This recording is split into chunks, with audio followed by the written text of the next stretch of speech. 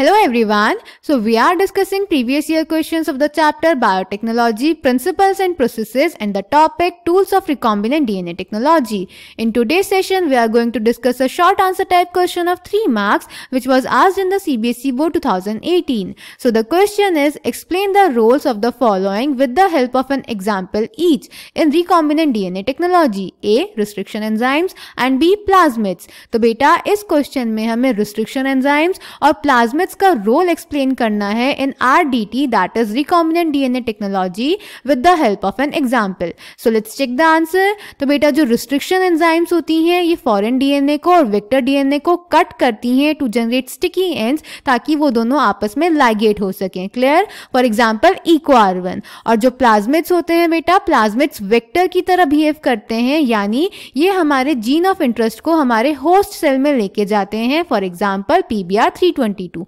Clear? So the answer is A part. Restriction enzymes, they are used to cut the foreign DNA and the vector DNA at the specific sites to produce the sticky ends so that they can ligate easily. Example EcoR1. And B part, plasmids, these are the extrachromosomal DNA which act as the vector molecule to insert the gene of interest into the host cell. Example PBR322. So I hope this question is clear to you. Thank you.